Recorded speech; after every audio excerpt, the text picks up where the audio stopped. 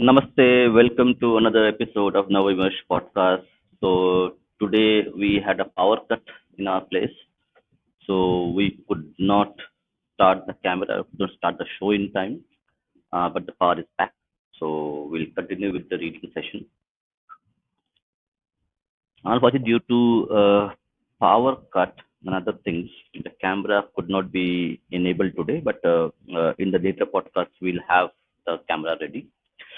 So excuse us for this. And today we are going to start a new reading session of our first, actually, a fictional novel.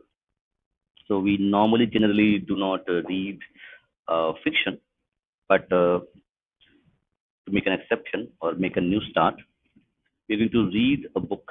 The book, you can see it in the picture, Marthanda Varma, a novel. So let me give you a bit of history of the novel, why I have chose this novel. Okay.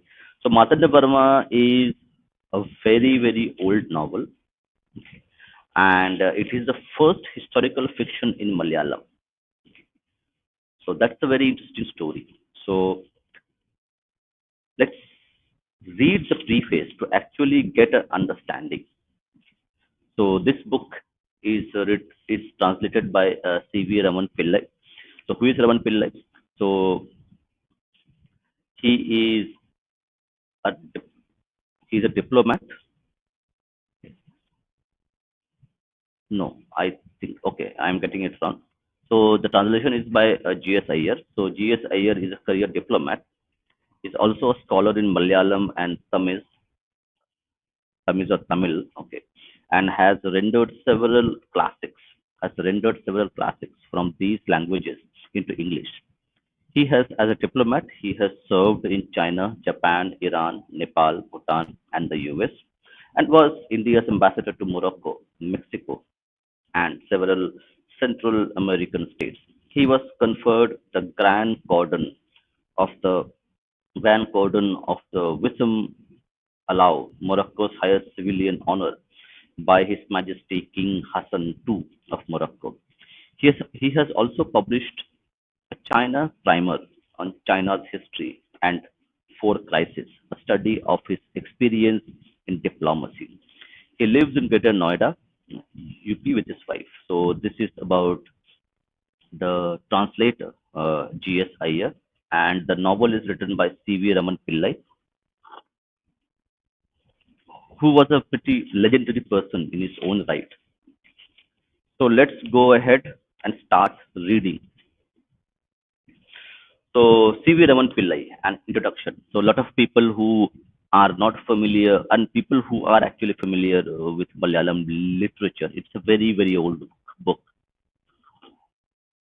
A lot of people might not know about C.V. Raman Pillai and his contribution to Malayalam literature. So let's read through it. The presentation to a wider public of the presentation to a wider public of the three great novels of C.V. Raman Pillai, respectfully referred to as CV by one and by one and by one and all among lovers of Malayalam literature, a pioneer of novel and now accepted almost universally as the greatest novelist in that language. So he's talking about the language Malayalam, is an apt occasion to look back briefly at his life and times and to reevaluate his work. So we are going to do this is a evaluation of the works of C.V. Raman Pillai, who is considered the greatest exponent of Malayalam language in terms of non-fiction writing. C.V. Raman Pillai was born on 21st May 1858 in Thiruvananthapuram, the capital of the then state of okay, the name I might butcher the pronunciation, so excuse for this. Tiruvinthakur. Okay.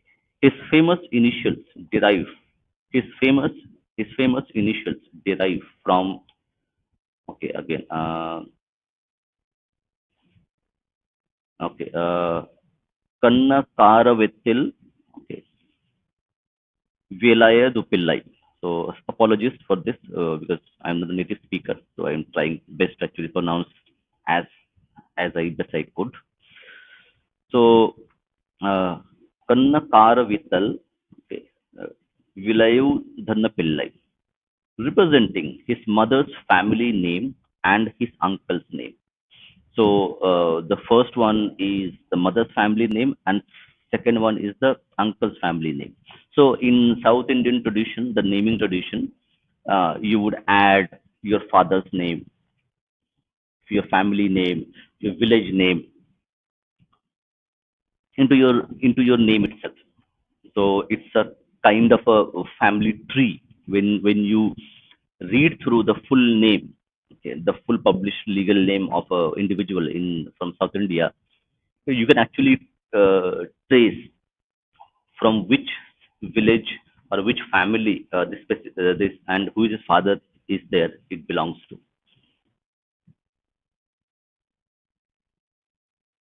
Okay. Representing his mother's family name and his uncle's name in accordance with the matrilineal tradition of those times. Every self-respecting Malayali has a mm, Veetuparu, literally home name. Veetuparu, literally home name, the title by which one's family is known. So you have a family name. To offer two familiar examples, EM in EMS Nambudri Pad. So EMS Nambudri Pad is a very famous person. So here we take an example. EM in EMS Nambudri Pad and PT in PT Usha are both okay, Veetuparu. So family name. CV's parents were both employed in the royal palace. His father was well versed in Sanskrit and astrology and had worked as a teacher and copier of texts in the era when palm leaf manuscripts were copied by hand. So in those days, you don't have Xerox machine, so somebody has to copy them by hand, by manually. It was later that he moved to a better paying job in the palace and became an AD of non-cacochical Kesavam, Kesavan Thampi, a powerful grandee who had great influence with Ailam Thirunal. Ailam Thirunal, the ruler of the state from 1860 to 1880 CE, Common Era. Thampi was trained initially in the traditional manner but had acquired a mastery over English and was known for his knowledge of the literature and philosophy of contemporary Britain. Equally important for us, Thampi was the great grandson of Raja Kesavdas, the the Kesav Pillai of CV's of Raja Kesavdas, the Kesava Pillai of CV's novel Dharamraj, who eventually became the long-serving Prime Minister of Maharaja Ramavarma, who reigned from 1758 to 1798 Common Era. The Dharamraj and Ramaraj Bahadur, respectively, eponymous of the eponymous novels. In fact, a fact that became germane to CV's literary life. CV's acquaintance with his influential and intellectual stimulating personage from childhood and the fact that he lived in the Thampi's house on account of his father's employment. The same house once occupied by Raja Kesavdas undoubtedly laid the foundation for his interest in the history of Thiruvindakur. He was also particularly interested in the turbulent 18th century about the turbulent 18th century when the little kingdom expanded, got consolidated, and overcame the threats of armed invasion and subjugation. The themes he developed memorably in his three novels. As a scholar in the traditional mode of learning, his father had put CV in his eighth child through the familiar mill of Sanskrit, arithmetic, astrology, literature, familiarizing the boy with the standard list of epics and Puranas, etc., with the bit of knowledge of traditional medicine thrown in.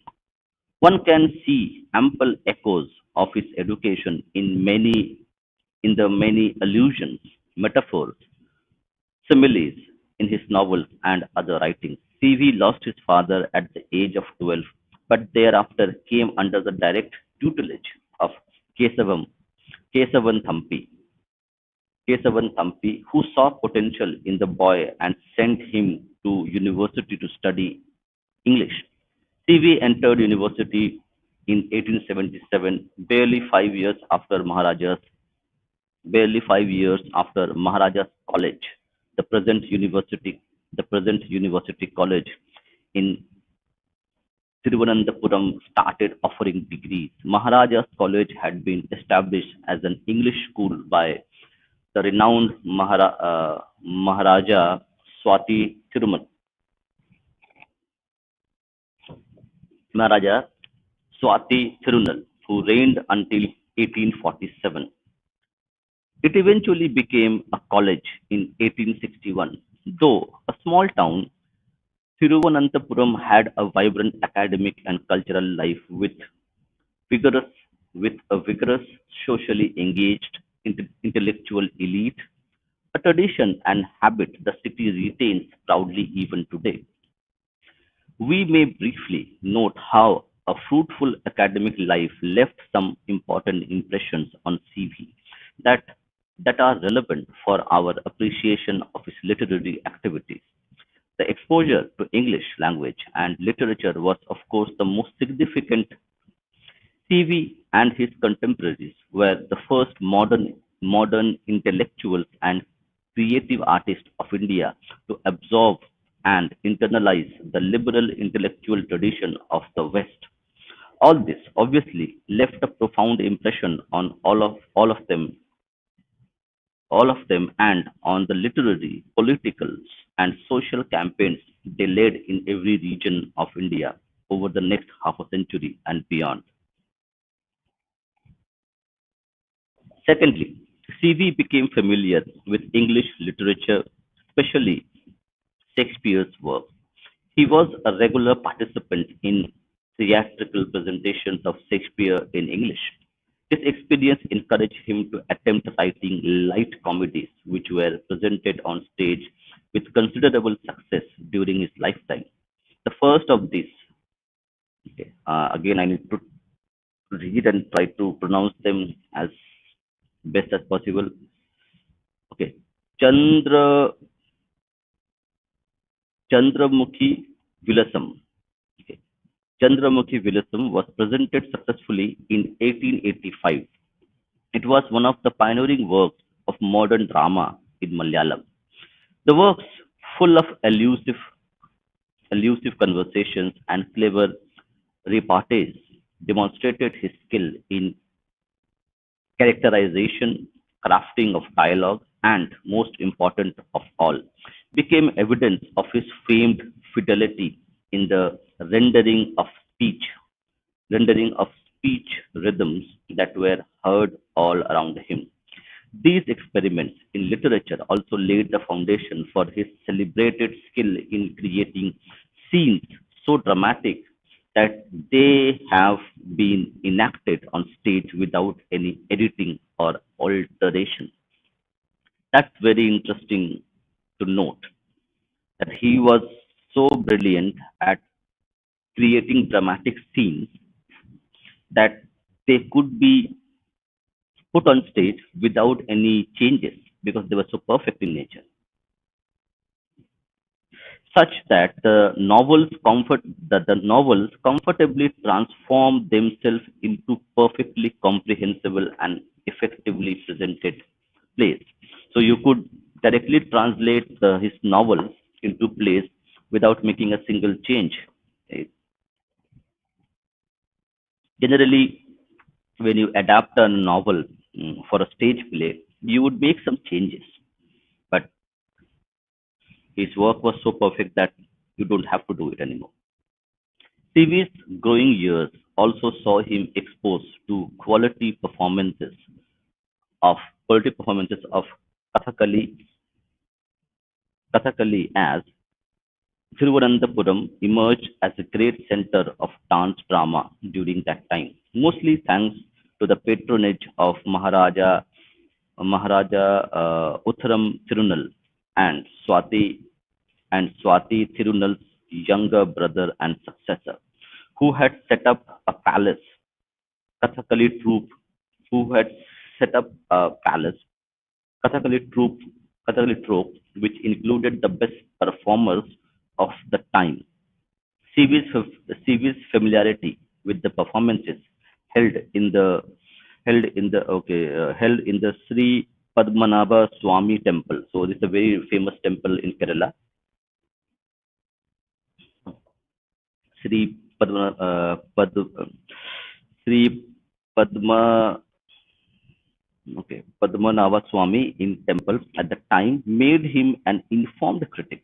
He could sing Kathakali compositions beautifully enough to conduct a performance at the professional level. Allusions to Kathakali are abundant in his novels. More importantly, the atmosphere, indeed the very structure of Dharmaraj, owes much to CV's passionate interest in Kathakali. Thus, appreciation for the novel is enhanced by the reader's knowledge of the structure of a Kathakali text. CV, the novelist, was born only after undergoing another significant experience, something noted but not seriously analyzed by his critics in Malayalam. On the account, on the account of, on the account of a combination of squeamishness in dealing with a delicate personal experience of an honored author and unfamiliarity with the means of applying the effects of such deep experiences into literary criticism. After graduating in 1881, CV was in a position where he could have easily landed himself a good government job, but he was more interested in working as an activist than as an official. His family circumstances, however, did not permit him the indulgence of devoting all his time to matters of activism. Therefore, he decided to try his hand at journalism. However, his journalistic efforts were not taken kindly by the rulers, preventing him from getting a suitable position. At this time, he also got entangled entangled in a bad experiment of an arranged marriage that lasted for a short time but left deep scars. Feeling pressure from all directions, he left Thiruvananthapuram abruptly and wandered around for several months. For most of that time, in he traveled in Mysore and Hyderabad. He spent a lot of time among the Muslim upper crust of Hyderabad and enjoyed the town. He was almost persuaded, that's very interesting. He was almost persuaded by them to convert to Islam and to marry and settle down in Hyderabad itself. In that moment of hard choice and psychological crisis, he happened to meet a trader from his hometown and was persuaded by him to return home in his company. CV never never hid his experiences in Hyderabad from his future family or the public, and even displayed a photograph in his home from his days in the company of some members. mm, members of the Muslim elite of Hyderabad. So we can see how things work.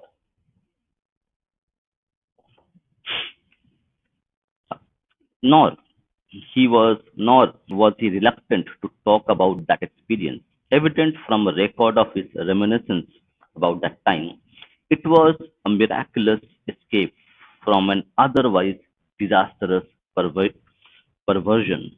His, his original words in English. Pre-independence, CV was perhaps the first of few writers in modern Malayalam to have had exposure to life outside Kerala. That's interesting. So people did not really travel a lot in those times. So like CV was the first person who traveled outside Kerala to actually experience what happens, how people are like, something that widened their emotional experience of India, and also one of the first to apply that experience to their writing. The only other notables one can recall are Kumaran Asan 1870 to 1921 Common Era.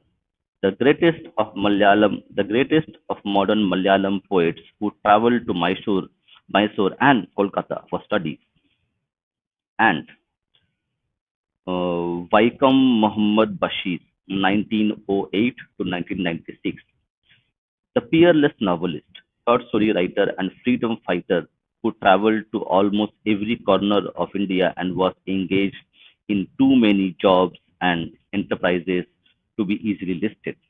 In passing, it may be added that the converse has become true in the post-independence era, as expatriate experience looms very large in Malayalam literary output, especially in novels and short stories. Let us note before on that moving on that the sociological and cultural wellsprings for this for this almost unique phenomena in the literature in modern Indian languages is worthy of a study that still remains to be conducted. CV's brief exile also contributed to the enhancement of his knowledge of the region ruled by Hyder Ali and Tipu Sultan, which augmented the realism of his evocation of atmosphere in his historical novels. Both Marthandavarma and Dharamraj have fascinating Muslim characters, and all three novels he wrote have the repeated motif of a major character in Muslim disguise. A character in disguise and a character with more than one personality are such frequent occurrences in his novels, and the use of this device so essential to his craft as to call for a critical study of this technique and its psychological wellsprings. CV returned to Thiruvananthapuram to marry and take a government job in a junior position in the High Court. A far lower level, a far lower level responsibility that what he could have expected with his distinguished academic career and already notable public persona. However, he accepted the job as a necessity in his difficult family circumstances and also because the position he was because the position was not an obstacle to the pursuit of his public activities. CV was only modestly successful in his official career. CV moved up the promotion ladder slowly, finally ending up as the superintendent of the government press, a position from which he retired in 1912 after a furious tiff with the then Diwan. As a power as a powerful social activist and organizer, CV was feared by the powers that be because of his immense influence over the community. As a pioneer novelist, his reputation was great, and in that capacity, he mixed as an equal with the mightiest of the land. He used his pen as a potent weapon in both English and Malayalam to unsparingly confront the authorities on issues dear to him. Therefore, so one thing is very interesting. I think we had also discussed this in our also discussions with HV Didi, the Hindu Vichardhara show. That can an artist be only an artist, or can an artist use his pen, use his intellectual capital to shape people's opinions, shape people's perspective? Can an artist's art can be used as a weapon for good or bad, whatever that may come? But here we see, let me read the portion again for people. He mixed, okay, as a pioneering novelist, his reputation was great, and in that capacity, he mixed an equal, he mixed as an equal with the mightiest of the land. He used his pen as a potent weapon in both English and Malayalam to unsparingly confront authorities on issues dear to him. So he used his intellectual capacity to actually fight his battle. Therefore, his frustratingly slow rise in official life was not surprising. In fact, it was the result of a conscious decision by by the then Maharaja Moolam Tirunal, who had revealed his mind on this matter by saying, I will never keep him above his wants. His exit from government was a blessing for his literary life and for Malayalam literature. As he wrote his second novel, Dharmaraj, immediately after he retired from the government, and Ramaraj Bahadur with 5 years with 5 years of that. He wrote three novels, Marthandavarma, Dharamraj, and Ramraj Bahadur. So the three historical novels that he wrote. His first novel, Marthandavarma, was published in 1891 to a warm and enthusiastic reception. It established his reputation as a novelist with excellent narrative skills and vivid characterization. The book was written over a period of several years. P.K. Parameshwaram Nair, the author of the standard biography of the novelist, has shown that a complete manuscript existed well before, uh, Kundalata. The Kundalata is the first acknowledged novel in Malayalam. So there is an interesting story about, like, you had Kundalata, the first published novel in Malayalam. So, as a novel, as a format of writing. However, Kundalata was published first as a novel, but it is well documented that P.K. Parameshwaram Nair, the author of the standard biography of the novelist, has shown that a complete manuscript existed well before Kundalata. So, the manuscript for the novel Marthandavarma, which we are going to read, the manuscript pre-existed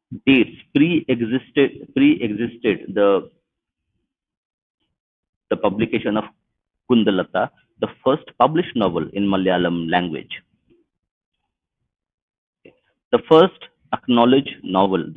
So now also, well before Kundalata, the first acknowledged novel in Malayalam was published in 1887. Even the celebrated Indulekha O Chandu, even the celebrated Indulekha O Chandu Menon's masterpiece beat Marthanda Varma to the press. To the press.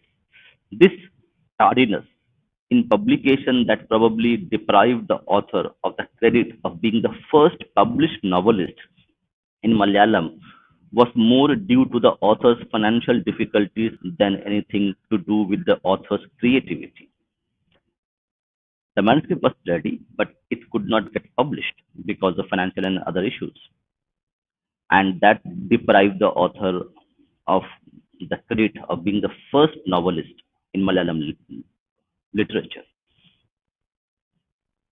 The novel has remained in print ever since and continues to be read and enjoyed by succeeding generations.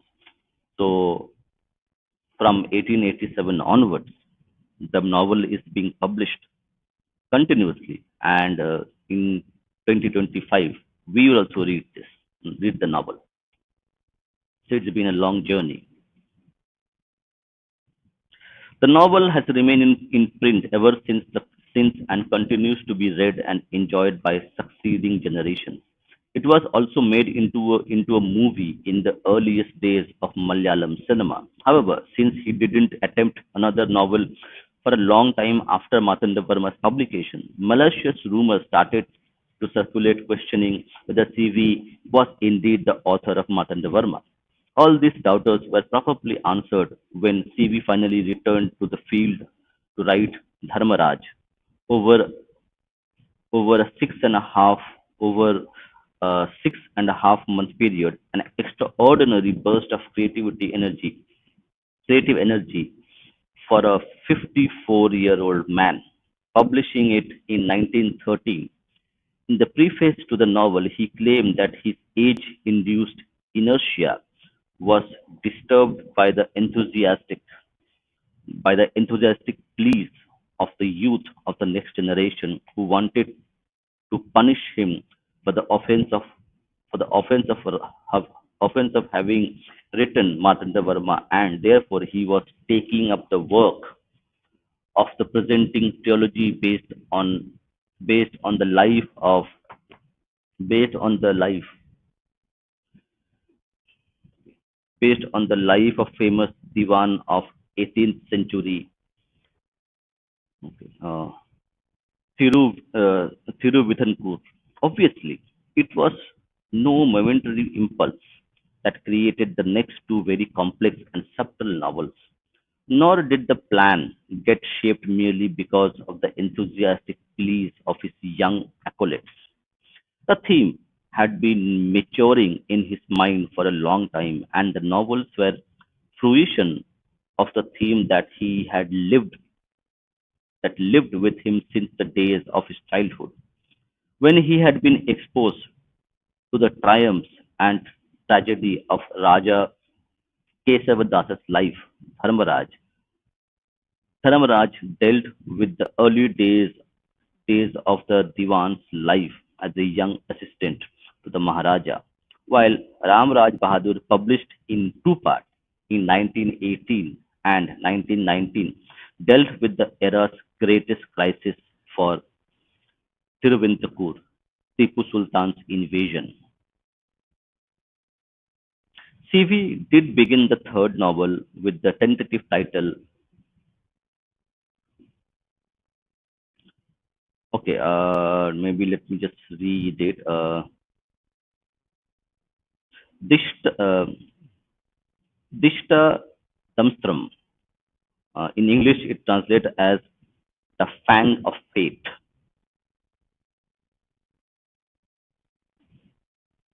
Dishta Damstratam, the fang of fate. Presumably, presumably dealing with the events following the demise of the ruler after whom the two novels already published were named. Raja Kesavadas was sacked and Raja Kesavdas was sacked and imprisoned by an incompetent successor and eventually died in sad circumstances. CV had apparently written four chapters before he fell ill, but the text for those chapters is still unavailable, and even worse, we have no idea of the entire plot of the novel as conceived by the author. CV had suffered from stomach problems for many years, which had become aggravated at that time and passed away on 21st of March 1922. Despite CV's assertion that he planned a series of novels on the life of the famous Diwan, the, the attempted trilogy does not by any means aspire to be biographical. In fact, Kesava Pillai in Dharmaraj is certainly not the central figure of the novel. While he obviously has a larger role as the Prime Minister of the state during a life and death struggle that the state struggle of the state in Ramaraj Bahadur, even in that novel he cannot be said to be the central figure around whom events revolve and evolve as they would as they would if the two creations were meant to be biographical. On the other hand, all his novels were extended meditations on the nature and state of the ideal. All his novels were extended meditations on the nature of the state and the ideal relationships between state and its people. To the extent, so in many we see in many ways that that we live in a democracy. So democracy is a new invention, but we did not have democracy 200 years ago, 250 years ago. But how the rulers would rule, how the what is the relationship between the praja and the raja, the ruler and the ruled, and it so you had feudalism and you had many other ways of governing a state. However, in our literature, in our modern literature, especially the atrocity literature, the previous rulers were generally shown in the light where they are uh, being tyrant, they are being oppressive to their praja. But specific to India, not in general, but there are some exceptions. But in general, the people of the state and the people and the Raja who ruled, they had a pretty good relationship. It was not that okay, they were oppressing the people every time. And we see what happens here. The ideal relationship between the state and its people, to that extent, calling them historical novels, and CV, a historical novel writer, could well be off the mark. A diminution of his worldview, an approach that would miss out on many an issue he has raised and debated in these works. He took his concerns and found his imaginative recreation of 18th century Thiruvintakur a metaphor for appropriate artistic exposition of his message and concepts. This is also the appropriate context to examine the intellectual world of C.V. Raman Pillai, the milieu that was the foundation for the ideas and worldview that he expounded through his great novels. C.V. Raman Pillai was born in 1858, which was the year of the First War of Indian Independence. So 1857, the First War of Independence took place. So he was born in 1858, which was the year of the First War of Indian Independence was raging across the northern part of our country. For the people of India, there were two lessons from the tragic end of this brave effort. The first was that the ancient regime, ancient regimes that had led these battles were lost forever and could never again be the means or vehicles for national liberation. The second was that a fresh agenda for freedom that defined its goals in terms of far broader than than a merely restoring political power to native hands would have to be shaped in order to achieve true effective mobilization for a successful outcome in that struggle. This included social reforms, indeed, a social revolution that incorporated a program for moving towards achieving of social equality, rights for women, and their engagement in public life, as well as national economic revival. The equally important for the leaders of this era was the recovery of recovery of our history, as well as the creation of modern Indian literature in its various languages. It would be worthwhile to notice how Bal Gangadhar Tilak, Rabindranath Tagore, Motilal Nehru, Swami Vivekananda, Mahatma Gandhi, to mention only a few of those illustrious names among the reformers, political leaders and masters of literature born in the decade after the fire of revolt was put down, pioneered the great Indian revival that culminated in freedom for the nation and its comprehensive rejuvenation. It is in this national historical context that we have to situate C.V. Raman Pillai, the great representative of this movement in Kerala. The generation that grew up in the generation that grew up in the aftermath of the tragedy of 1857 recognized that the most important lesson from the failed events in 1857 was that the basis was that the basis for that uprising was not viable any longer for achieving national liberation. A sad fact, a sad fact recognized by Bahadur Shah Zafar too, in his exile and imprisonment. If India was to be unified nation rather than a mere phenomena, what was needed was the cultivation of a new theory for that nation that incorporated not just political unity but broader reforms.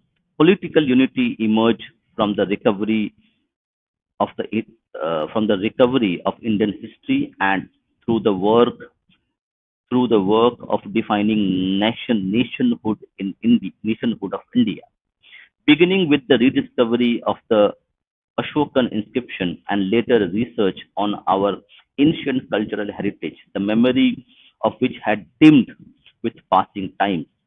Even a generally accepted chronology of ancient Indian history could be established only after this labor. The wellspring, the wellspring for the social and economic reform agenda of the new leadership came from their okay, new leadership came from their having imbibed the best lesson of Western thought, making them fully open to the positive impact of the intellectual revolution that was taking place at the time in Western countries, especially in Great Britain. Though English education was introduced in India for the infamous purpose of providing clerks, interesting note, note it down. Though English education was introduced in India for the infamous purpose of providing clerks to serve the British rule, there were quite different unintended consequences of this plan. So we have to understand. So there is been a lot of uh, empire apologists who would mention that British did this, did that. The important context is why British did those things in India. Is it to help the native people or to serve their own purpose, serve their own self-interest? So it needs to be noted that though English education was introduced in India for the infamous purpose of providing clerks to serve in the British rule, there were quite different unintended consequences of this plan, as a large number of propagators were genuine educators committed to widening the mental horizon of their disciples. So, although the intention of the British was not to help Indians, by virtue of its side effects or its after effects, people got educated. People were teaching, were genuine teachers, and they broadened the minds of the Indian youth who were studying English. But you cannot absolve the British Empire that okay, because their education policy created very good intellectual people, The British were actually good, and let's allow the British to rule India for another 1,000 years. I don't remember, don't understand the logic that people apply who think the British rule was the greatest rule that India ever had. The British were virtuous, compassionate towards Indians.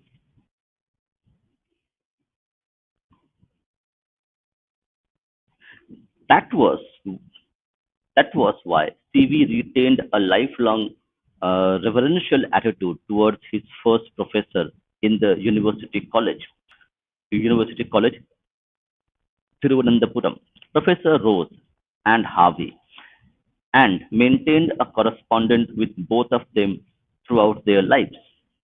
So these educators who came and taught the Indian students, they were doing their job. Okay. The British wanted to create clerks, mindless, who could not think, who will just follow orders, obey orders, and become good clerks.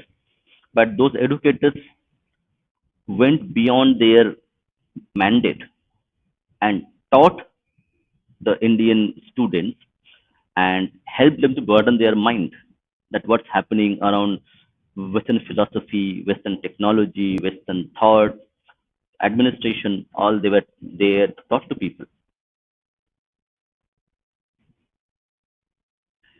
It was no accident that Maharaja Vishakham Thirunal, who ruled from 1880 to 1885, Common Era, extolled the two professors as the master tillers, master tillers of the intellectual soil of Travancore, original in English.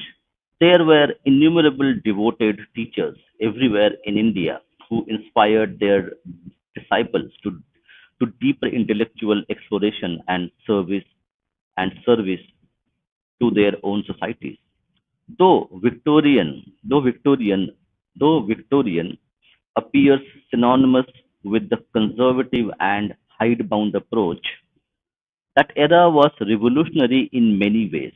Darwin's The Origin of Species was published in 1858, the year CV was born.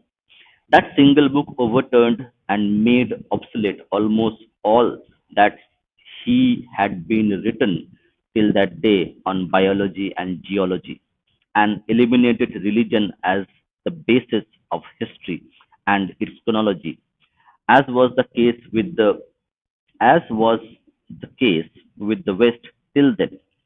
It also erased forever any pretense religion and religious leaders had as arbitrators, as arbiters of the validity of scientific theories.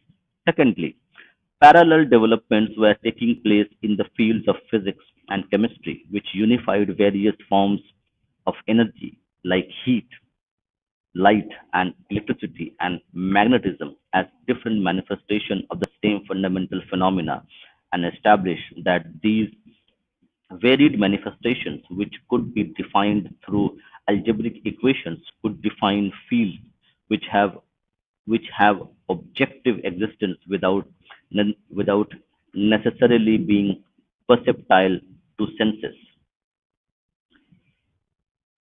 These revelations, revolutionary in concept and philosophical implications, formed the very foundation of all 20th century physics. Thirdly, capitalist systems that had been born in the Britain and spread to the rest of the world and were trying to conceive of alternatives. Marx, the greatest student and critic of that society, of course, worked. Hmm, Namaste.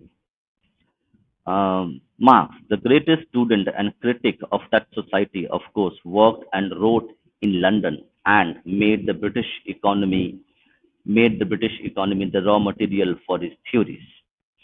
So,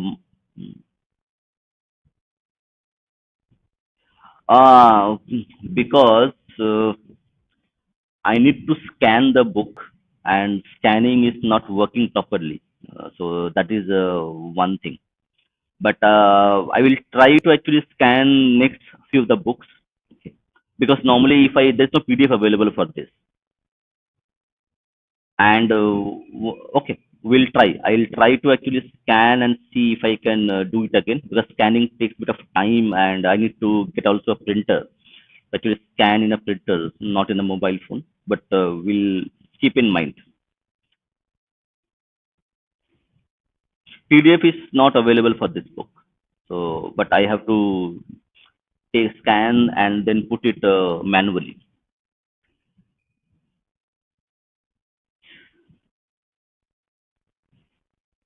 Okay. Mm, Marx, the greatest student and critic of the society, of course, worked and wrote in London and made the British economy the raw material for his theories. So Marx, the socialist founder of Marxism, used the capitalist markets, money, to actually work against the system of capitalism. How ironic it may seem. Well before Marx, novelists like Dickens had already issued powerful critiques of the social system and their evils. That brings us to the fourth and final fact, which is that this was also a golden age of novel, where again England and English writers were pioneers. Dickens and Thackeray, George Eliot and Thomas Hardy, Melville and Hawthorne from other shore of the Atlantic, and Henry James, who started in America and later became British, well, were all active at that time. Not to forget the greats of French and Russian literature. There was much that was there was much that was useful to learn from all these great movements, and our ancestors did learn from them. How well exposed was CV to these great trends, and how have they influenced his writings? Unfortunately, his library has been scattered and complete inventory no longer exists. However, enough evidence exists, including what can be gleaned from references in his speeches, articles, and correspondence, that provide adequate proof of his extensive reading in English literature, history, and philosophy.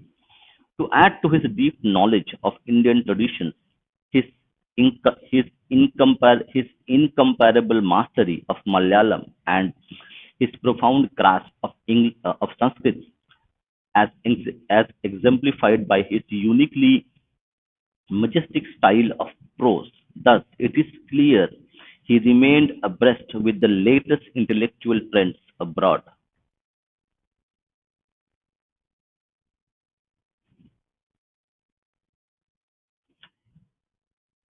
Yeah, I understand. What will so if the PDF is available, I'll put the PDF anyway. But if the PDF is not available, I'll try to scan them and put them on the screen.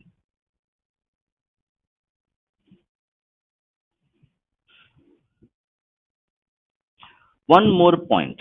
One more point remains to be addressed. Why did CV work exclusively through the medium of historical novels? Very interesting question has been asked by the translator. That why he wrote only historical novels, not anything else. One can, of course, argue that there is really no such genre. A novel in a contemporary setting will effectively become a historical novel for a reader reading it several decades later. Interesting. So, but this novel itself is historical in nature, because it talks about King Marthandavarma, who was a historical figure. But let's read through it. One can, of course, argue that there is really no such genre. A novel in a contemporary setting will effectively become a historical novel for a reader reading it several decades later. Similarly, novels set in a period few decades earlier, like War and Peace, can be or need not be considered historical novels. Still, an answer can be attempted in the case of C.V. Raman Pillai. His concerns were political. His novels are all extended meditations on power, its use, its use, and on the question of what is the right kind of government. Interesting. His novels are all extended meditations on power, its use, and on the question of what is the right kind of government. As a man deeply engaged in public affairs, but operating within the limitations of the political circumstances of the time he was writing in, he was writing in, he moved his concerns to the events of an earlier era. Thus, he was not so much writing about 18th century Tiruvintakur than he was about how he, living in the late 19th century and early 20th centuries, was looking at the Tiruvintakur of the 18th century, just as Shakespeare's historical plays dealing with the 15th century England do not provide and were not intended to provide a reliable account of the politics of that century, but rather tell us a lot about the way he and his contemporaries thought about being English. CV used the events of a century or more to lay out his philosophy through the vehicle of his plots. As a result, Shakespeare distorted Shakespeare distorted history. C.V. Raman Pillai too distorted a lot of history for the same reason. Seeing the past for a contemporary purpose, it tells us a lot about how an alert novelist operating in India at the edge of the 20th century, the owner of an intelligence the owner of an intelligence suffused with the best traditional learning and westernized training, used the past as a vehicle to draw serious conclusions about the era he lived in. The great 20th century historian Barbara Tuchman has observed poets have familiarized more people with history than historians. Very interesting. Namaste, the Hindu force. Namaste. Good morning. Suprabhat. So, as of now, what will happen is that for the next few months, at least, we will be reading books and podcasts in the morning sessions on weekends generally, and weekdays. What I will on weekdays there will try to do late night shows or early morning reading session. So it will be divided between the morning sessions where we read, and afternoon and probably evening until the IPL is over. But we will switch back to our normal timing of podcast once IPL is over, because people are watching IPL. So podcast doing in the evening doesn't make sense till IPL is over. So it will be morning session, morning reading time, and afternoon we will have podcast on the weekends for the next 1.5 months, 45 days, 40 days.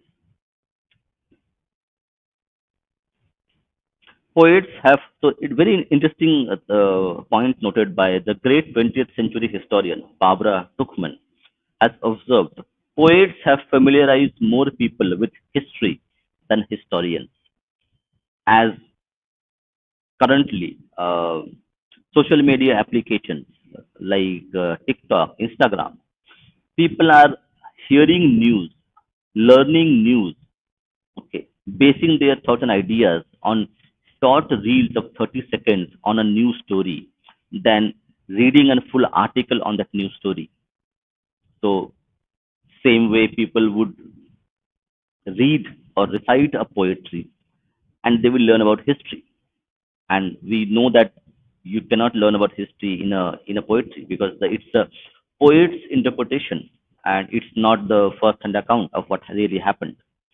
Same way the translator mentions it, that in the novel Marthandavarma, he has changed historical facts to actually support his political thoughts.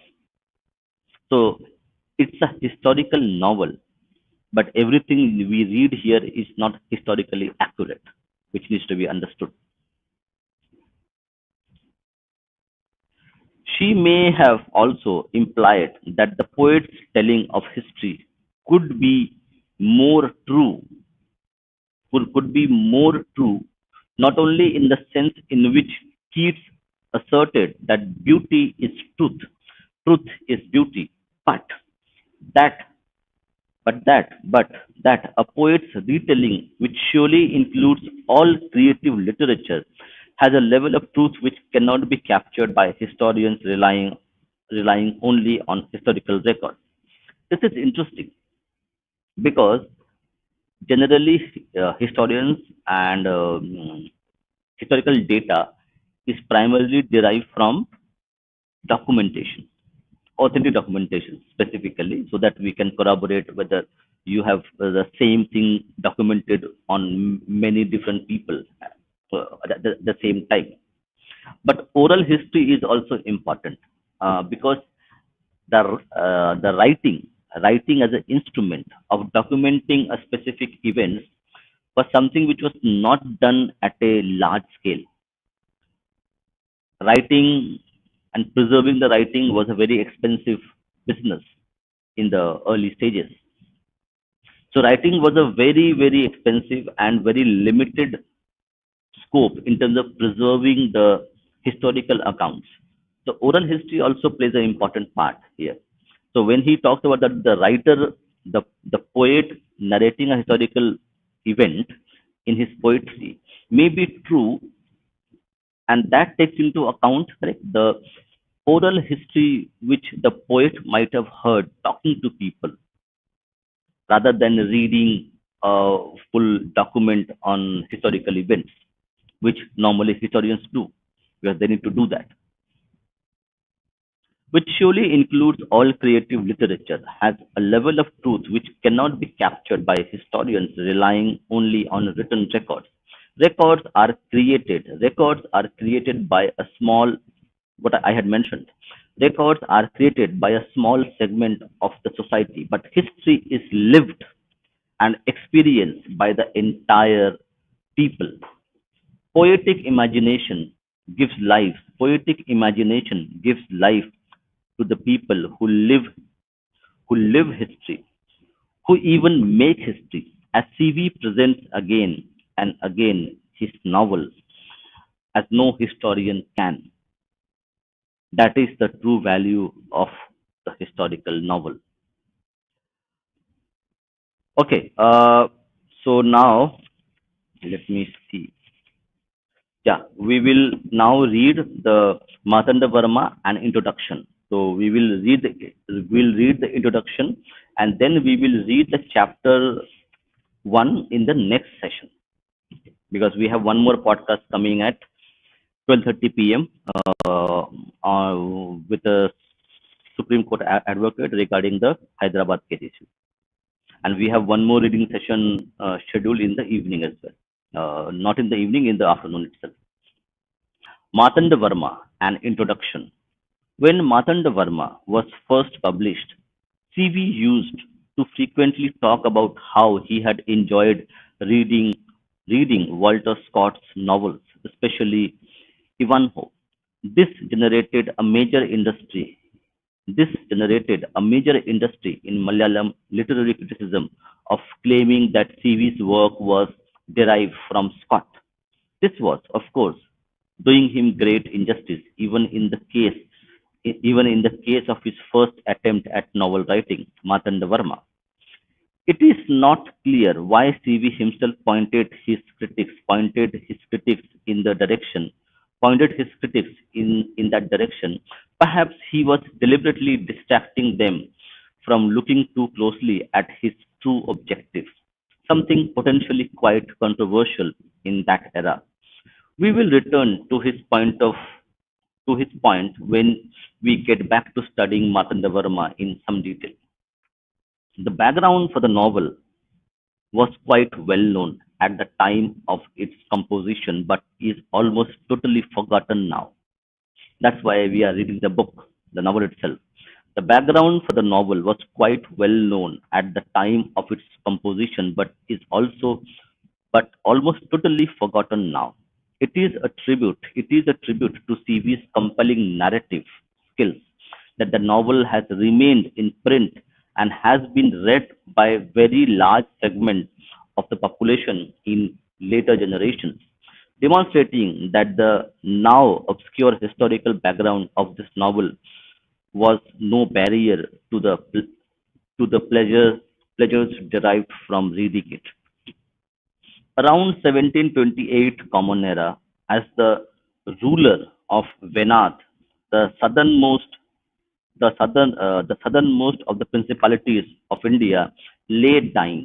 His sons attempted a change in the rules of succession in alliance with a group of eight feudal chiefdoms controlling the areas and around the capital. In and around the capital, Thiruvananthapuram. They failed to dislodge the nephew of the ruler and his legitimate heir, Marthandavarma, who had. So now we are seeing the the plot of the novel itself.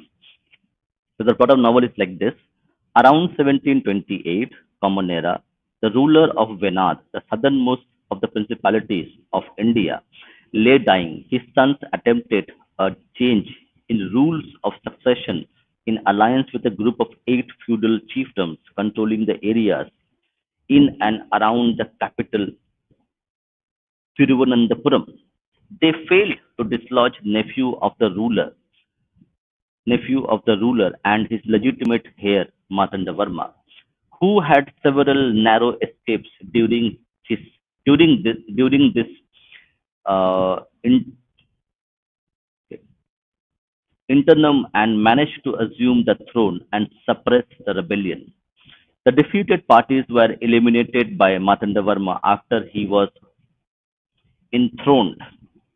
Marthandavarma went on to conquer several small neighboring kingdoms to create Thiruvintakur as it existed till it merged with the Indian Union after independence. Thiruvitankur was an important trading state, with a considerable part of its revenue coming from the export of pepper. Thus, it became important for the state to be in contact with with the English and Dutch trading companies.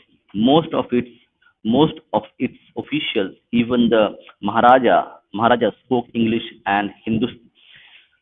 Okay, interesting. Most of the officials of Tiruvantakur, officials, even the Maharaja, spoke English and Hindustani. I don't know what Hindustani exactly means, but Hindustani language. So people in the audience can tell me what does mean by when he says Hindustani language. Is it Hindi, Urdu, or some other mixed something? In addition, in addition to having acquired scholarship in Malayalam, Tamil, and Sanskrit. So today, when people talk about why we should teach students three languages, two languages, one languages, you can see that if you want to broaden your horizons, learning as many language is a boon to you rather than a handicap. Tamil and Sanskrit, with these external contacts based primarily on trade that monetize its economy, Tiruvintakur became one of the early modern states in the peninsula region of India. The competition for trade also caused conflicts, the most famous being the Battle of Kulachal fought in August 1741.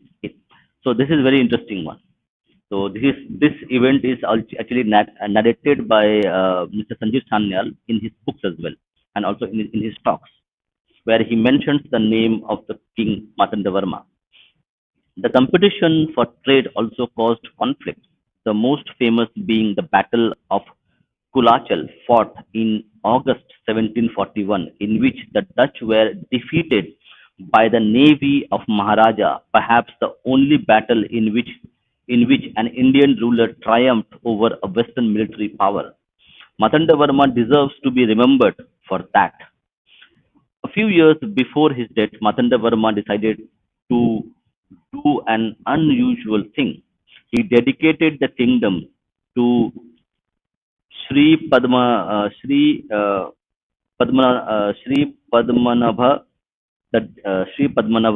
the deity of a major temple in Tiruvananthapuram, and proclaimed that he and his successors would manage the affairs of the state only as a deity's representatives, with no ownership of the kingdom like many great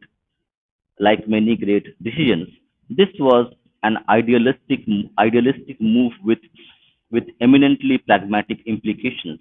It made rebellions impossible as they were considered as acts against divinity. It also barred extravagance and self-indulgence by the future rulers in the use of state revenue, which became one of the reasons for the significantly larger investments in social sectors by Tiruvintakur and its consequent better performance on social indices as compared to almost all other native states. That's very interesting data. Nor did the rulers possess royal trappings such as thrones, scepters, and crowns or collections of precious stones to be displayed in museums or to later became subjects of subjects for litigation because everything belonged to the deity. Only a small portion of the novel actually deals with this political intrigue. A substantial part of the story is about the romantic relationship between. Okay, again, I need to read this. Ananthapadmanabhan and Parukutti. The first of the 16-year-old main female characters that CV presents in each of his three novels. Significantly, the Maharaja's son, who plots a coup against the legitimate heir, also covers Parukuttu. Then there is the Muslim trading group, an ally of the heirs that offers timely intelligence about his enemies. Their leader, their leader, a renowned physician who cures Parukutti, and one member who is obviously a local man in disguise. None of this has any historical basis. Then there is the story of Subhadra, the member of the family of the ringleader of the group planning to undertake a coup d'etat against the legitimate ruler, who helps the ruler even risking her own life. Parallel to her work in gathering intelligence about the plots against Marthandavarma, altering, alt, okay, alerting him about them and taking practical actions to protect him. She also helps the heroine recover her lover. Thus, Subhadra becomes the central character holding other themes. The intrigue, the intrigue against the ruler and the love story of Parukuttu, Parukutti, Parukutti and the love story of Parukutti and Ananthapadmanabhan together in a coherent coherent whole. She is an illustrious example of an individual who overcomes the narrow confines of an identity based on loyalty or community and manages to express allegiance to the modern state that brings various identities together in a larger whole. The second fascinating element of the novel is the role played by the Muslim trading group, an okay, an okay, an itinerant company. Okay, an itinerant company that allies with the prince against the intrigue of the feudal lords. CV had, of course, spent some time in Hyderabad among the Muslim elite of that city. His mental struggle to make a choice between home to which he belonged and the new society which perhaps welcomed him and consoled him in his hour of rejection by his own society is, is surely reflected in the hopelessness felt by the Ananthapadmanabhan, who is caught with a no exit strategy with respect to the Pathan camp. Was there was there a Sulaikha in real life too who released CV to return to his old life? One can only speculate. This is the appropriate context to consider briefly CV's use of disguise that goes far beyond what Walter Scott achieved in Ivanhoe. In Scott's work, disguise is only used for surprise and suspense, but in CV's novels, disguise is inherent to the character in his split personality at best or hypocritical double dealing at worst. His is used deliberately as no woman character in CV novel is ever in disguise, an overt sign of the honesty and uprightness that CV saw and extolled in women. We have already alluded to the widespread belief, to some extent promoted by CV himself, that he was inspired by Ivanhoe while composing Marthandavarma. The story style or plot of the latter has little to do with English novel. Why did CV encourage such speculation?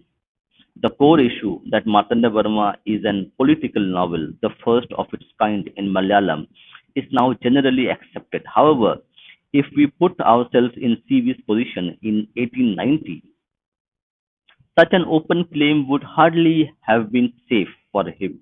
Another disguise was in order, this time as a protective cover. Thus, it is probable that the superficial similarities between the two heroes noticed by some readers encouraged the author to promote idea of English novel as his inspiration. A major political issue that was of deep interest to CV was the domination of outsiders in the power structure of Tiruvintakur. This was almost inevitable in the political context where the Maharaja had to operate as per the diktats of the British. One of the important instruments of such control was the Diwan, an appointed prime minister, inevitably an outsider in those days. When other tactics failed, CV took the initiative to mobilize prominent citizens to petition the Maharaja, an effort that culminated in the appointment of a local official as the Diwan after several decades. So the Diwan means prime minister. That's interesting. Local official as the Diwan after several decades. Marthanda Varma anticipates this memorial when Mangoikkal Kuruppu, the loyal rural landowner, bluntly chastises the prince about seeking aid from outsiders to defend his throne, when his own faithful subjects awaited his command to serve him. Interesting. In the novel Marthandavarma, there is a scene. Marthandavarma anticipates this memorial when Mangoikkal Kuruppu, the loyal rural landowner, bluntly chastises the prince about seeking aid from outsiders to defend his throne, when his own faithful subjects awaited his command to serve him. This theme segues segues into the larger message of the unity of the people in any political entity that transcends lesser identities and fish outs trends engendered by them, so as to unite the nation and strengthen it to overcome internal subversion and external threats. While these issues obtain powerful and effective treatment in both Dharmaraj and Ramraj Bahadur, we obtain excellent glimpses of the theme in Marthandavarma 2. In chapter 2, there is a scene where uh, Chanan, where a Chanan, a person of what was deemed to be low caste, directs the prince hide hide in the hollow of the jackfruit tree. Note, caste references such as Chanan, Komatti, Pattar, and others have been retained here as in the original novel. The prince's escape in this manner is a historical fact, and the tree still survives minus most of the branches. While the tradition of a Chanan helping the priest did exist, the Maharaja himself believed that the deity Sri Padmanabha had appeared as a boy to help him escape his foes, which is why he got a temple built for the child Krishna at the very spot. Thus, CV boldly made the providential escape of the prince not an act of providence, but that of loyalty performed by one of his humblest subjects.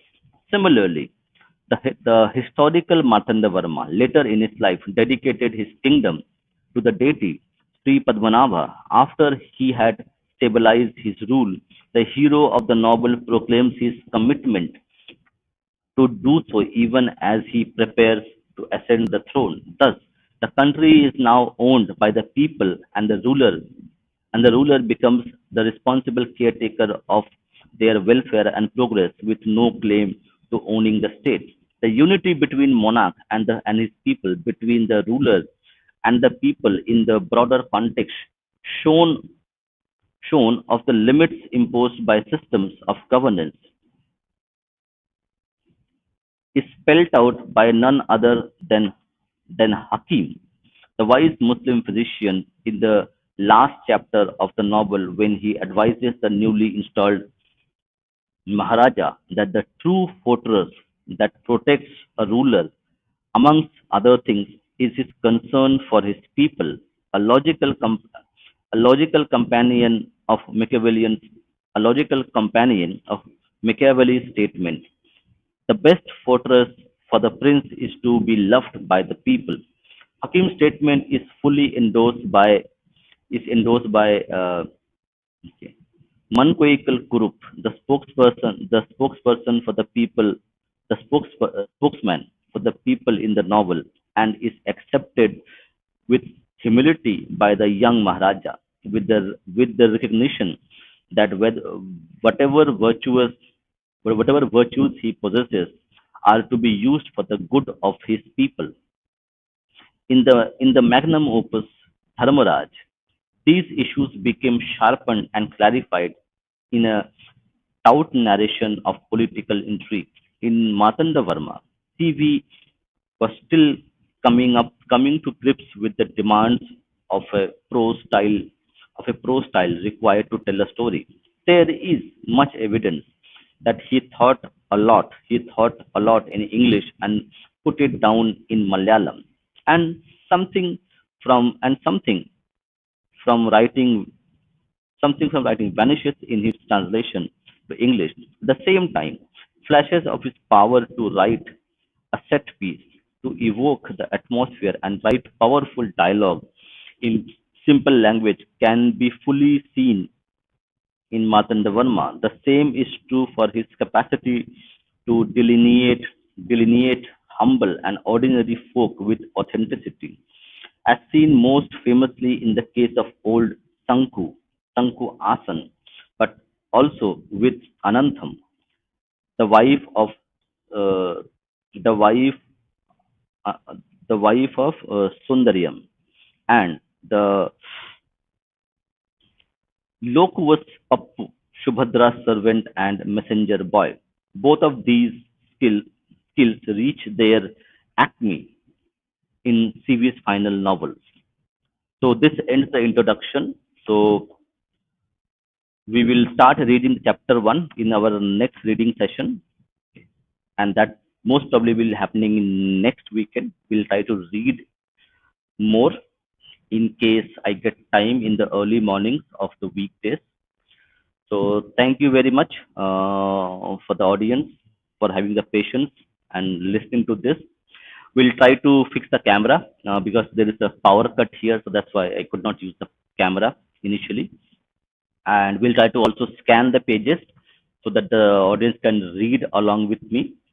But it becomes a little bit difficult. Becomes a bit difficult because if we read from the text itself on the screen, the reading becomes bit more superficial. If I read from the book directly, as I'm reading it now, it's a more how would I say, more original, okay, more natural way of reading. So reading from the book itself becomes a bit natural for me, but reading from the text on the screen, it's a little bit more inorganic. But we'll try to find a balance between both of them, so that people can also read it, and also people will be able to. I also read, so I will read from the book, and you will read from the there itself. So thank you very much. So do join us at 12:30 p.m. where we have the advocate from Supreme Court who will be uh, giving us the details on the case of Hyderabad land dispute. Apart from land dispute, it's also dispute about the forest conservation, the environment, animal rights. A lot of things are involved there. So do join us at 12:30 p.m. for that, and we will have one more session, book reading session today in the afternoon, probably around 4 p.m. or something, where we will be reading the third segment of our reading session of rearming Hinduism. So stay tuned for that as well. So thank you very much. Jai Shri Ram, Vande Mataram.